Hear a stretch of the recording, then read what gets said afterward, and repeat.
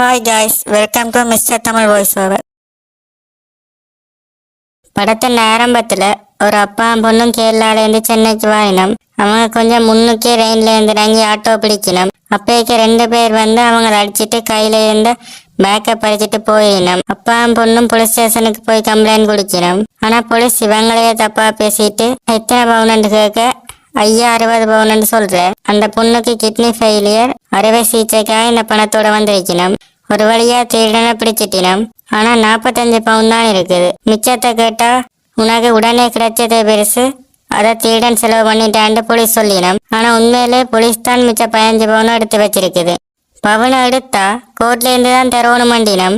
கோர்ட்டுக்கு போனோம். அங்க ஆர்ஜே பாலாஜி பணத்தை கொடுத்தே கோர்ட்டை அவன் கண்ட்ரோல்ல வச்சிருக்கிறான்.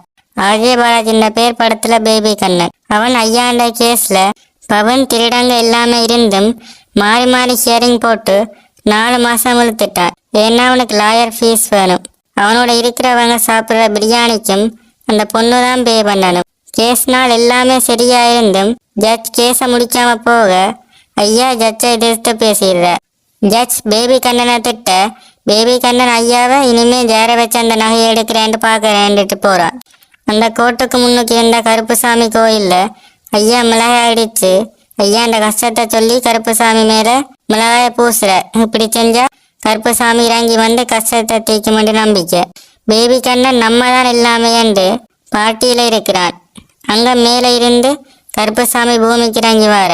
கருப்புசாமி தான் சூர்யா வந்து பேபி கண்ணனை கொலை பண்ண பாக்கிய அவன் எல்லாரும் தானே தப்பு பண்ணினோம், உங்களால இந்த கேஸை நியாயமான முறையில ஜெயிக்க முடியுமா என்ற கருப்புசாமி நான் வின் பண்ணி காட்டுறேன் சேலஞ்ச் போடுற. பேபி கண்ணன் உங்க பவரை யூஸ் பண்ணக்கூடாது சத்தியம் வாங்குறான். கருப்பு வந்து பார்த்தா கோர்ட்டே லஞ்சம் கொடுத்தா தான் எது வந்தால் நடக்கும்ன்ற மாதிரி இருக்குது. பவர் யூஸ் பண்ண முடியாதபடியா கருப்பால் ஒன்றும் பண்ண முடியலை.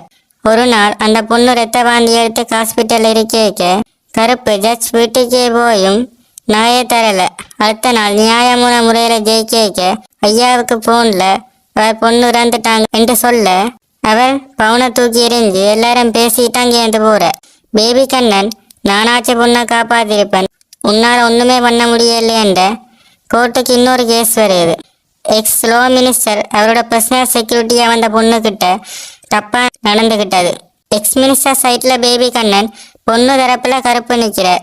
கேஸை திரிசாவை வச்சு வாழாட சொல்ற. திரிசாவுக்கு சூர்யா தான் கருப்புசாமி என்று தெரியும். அந்த கோர்ட்ல மந்திரம் கருப்பு போட யாராலையுமே கோர்ட்டுக்குள்ள வச்சு போய் சொல்ல முடியல.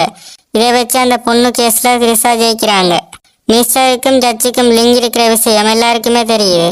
கருப்புண்ட எல்லைக்குள்ள எந்த தப்புமே நடக்கல. புது கேஸ் எதுவும் பதிவாகல. எல்லையை தாண்டினா கருப்பால பவர் யூஸ் பண்ண முடியாது.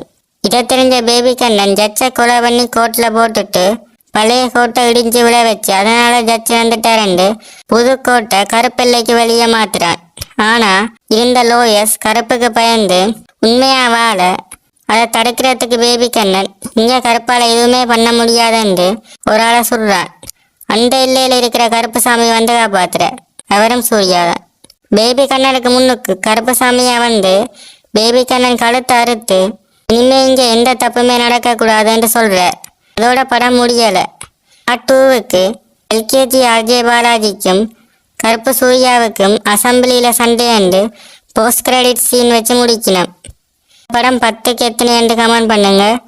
வீடியோ ஃபுல்லாக பார்த்தா ரெட் கார்டு போடுங்க. இந்த வீடியோ பிடிச்சிருந்தா லைக் சப்ஸ்கிரைப் பண்ணுங்க.